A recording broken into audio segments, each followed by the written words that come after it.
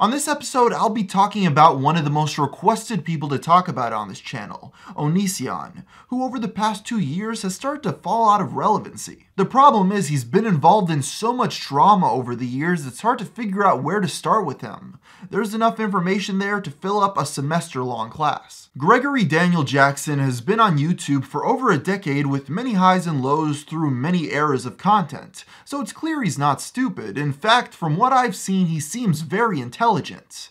But on top of this, many perceive him as being a weirdo. Add to that, over the past 2 years, he's gone from getting 60 million views a month to under 10 million, which has led many people to ask, what happened? To understand Greg, we'll first have to look at his internet origin, which started off all the way back in 2007, where he made videos where he's just goofing around, similar to most other people in the early days. Fake buttons, you can't really press these, so they're super awesome. Look at it, I'm pressing them and nothing is happening. Back in the early days, no one quite understood what it meant to grow a YouTube channel or keep audience retention rates high.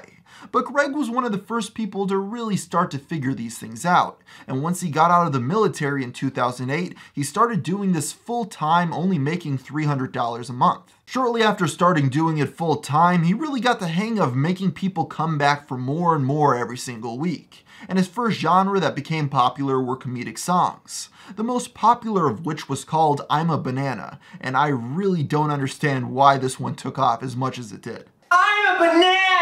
What happened to your clothes? I'm a banana!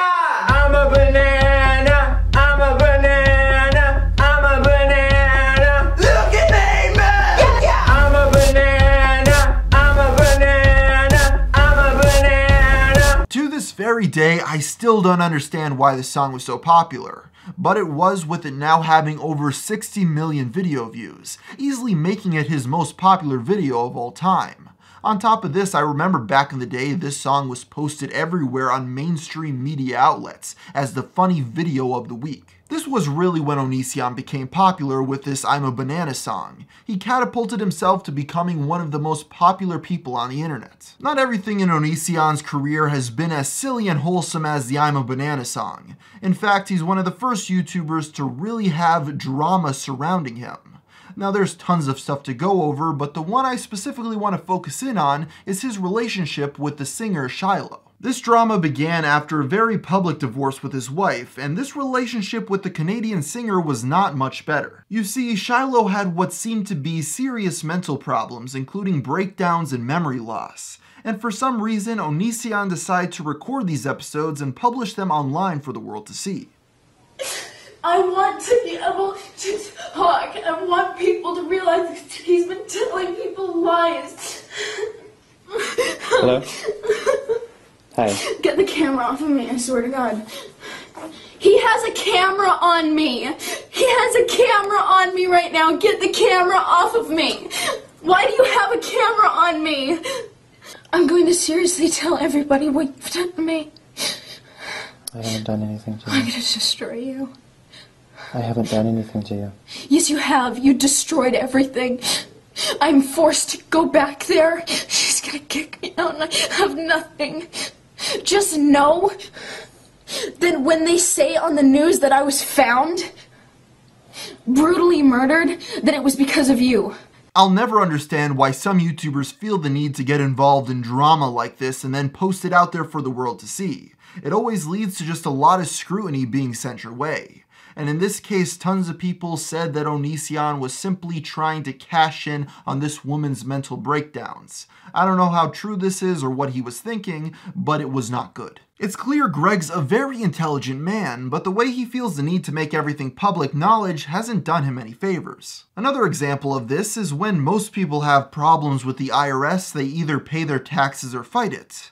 But for a YouTuber to make such a matter a public spectacle making multiple videos about the subject is simply self-destructive. But that's another thing he's done. What's up, guys? If you don't know, the IRS stands for the Internal Revenue Service, to make sure that the government gets money so they can do things like bomb innocent civilians in other countries, pave our roadways, fund our schools, etc. Now, over the last couple months, I've been tasked to prove to the IRS that I'm not a liar. This is the second time I've had to do this. The first time, they concluded that my divorce in 2010 that bled over to 2011 was not a business expense, despite the fact that the entire divorce was centered on getting money from my business. Okay, now more recently I gave the IRS over $100,000, and they still concluded that it is likely that I am a liar, likely enough to audit me at least. Listen, I know you think they're being unfair about all this, and as far as I know, you may be correct. But what do you have to gain from making tons of YouTube videos talking about how you're not able to pay them back? This just leads to more speculation about you going bankrupt or some other rumors. Just more needless drama. One thing I've seen a lot of people say about Gregory is that he doesn't seem to age. Over the past decade, he looks about the same, with not much changing in regards to hairstyle or looks. Although he seems to wear quite a bit of makeup in more recent videos, so that may explain some of it, but still. A lot of people like to claim he purposely tries to look young for creepy reasons. And before I get into the next part of this video, I want to make it clear that these are just accusations others have made. I'm not agreeing or disagreeing with any of them or giving moral judgment, but rather showing how they impact his internet career.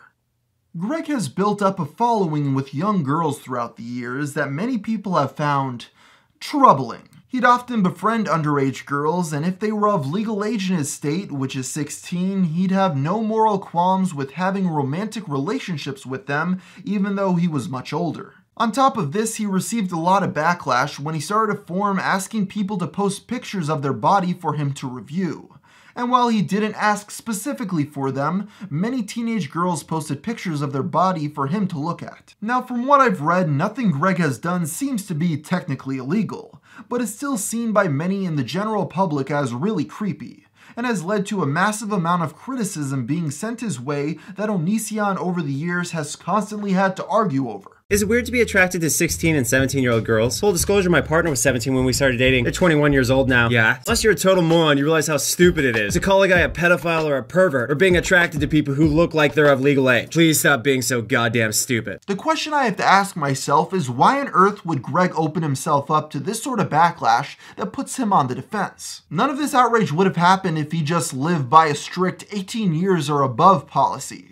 But instead, he sticks to his guns and he's left himself with a bad reputation of being a creep, whether he feels it's justified or not. Despite all this controversy, the one thing you have to give Greg is that he's definitely a hard worker. You may not like him or his content, but the pace of which he puts stuff out is relentless over the past decade. While I personally don't think having 3 YouTube accounts is a good idea, he did pull it off for quite some time. If you combine his main 3 accounts in 2016, he was gaining around 60 million views a month, which led to an incredible amount of money that YouTube didn't start to demonetize yet. Just 2 years later though, he now gets around 10 million, a fraction of what he had even a year ago. During the adpocalypse of 2017, most content creators were negatively impacted, with even a channel such as mine having revenue cut in half. But possibly no one was hit harder than Onision. On top of the demonetization, there have been rumors that YouTube deranked channels such as his who they didn't approve of, leading to a massive view drop on top of not making as much ad revenue. The problem was, Onision survived off of making controversial and edgy content for quite a while. That's something that Google no longer encourages. In fact, there's a decent amount of evidence that starting in 2017, they really started to blacklist videos that they didn't approve of behind the scenes from both gaining advertisements as well as being recommended to others. Nowadays, the only way to maintain relevance with edgy content on this website is if you are extremely careful about not going too far and having a loyal audience that will watch everything you put out. Onision has been unable to do either. First and foremost, with a dozen videos coming out from him each week, even his loyal fans have trouble keeping track, and it's led to some subscriber fatigue. Don't get me wrong, this quantity over quality model worked for him for quite a few years, but now that many of these videos are demonetized, it's not as sustainable. I don't think he could stop with this constant output of content either.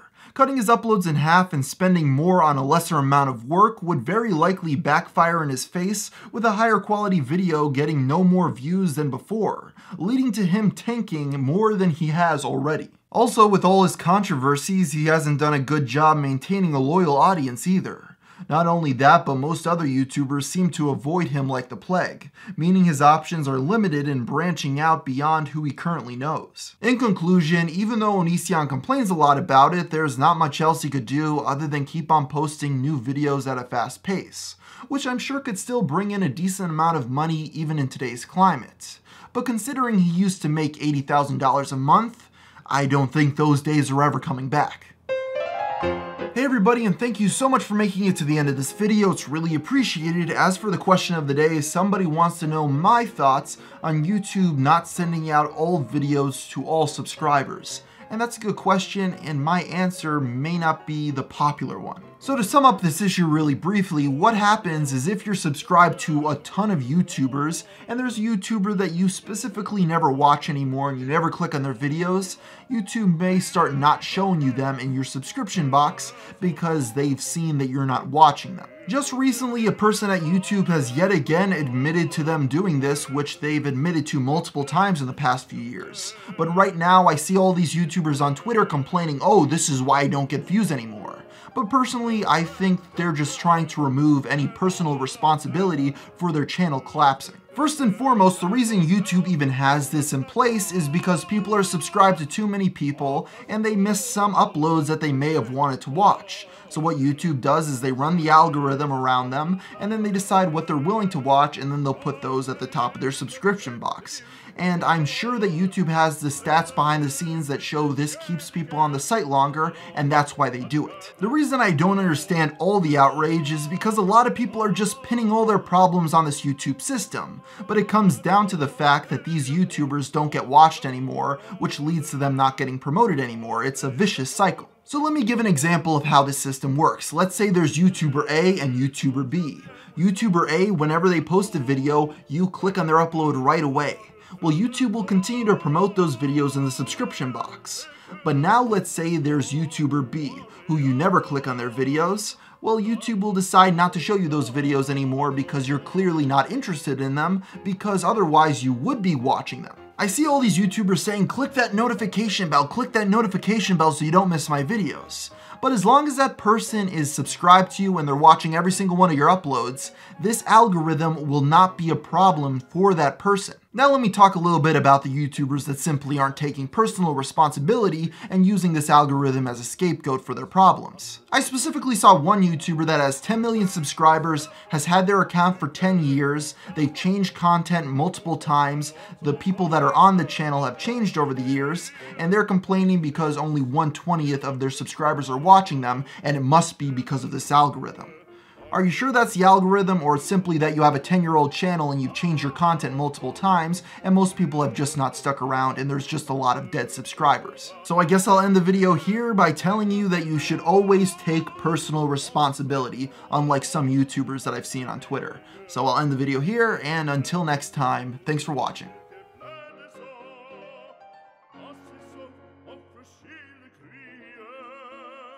Set on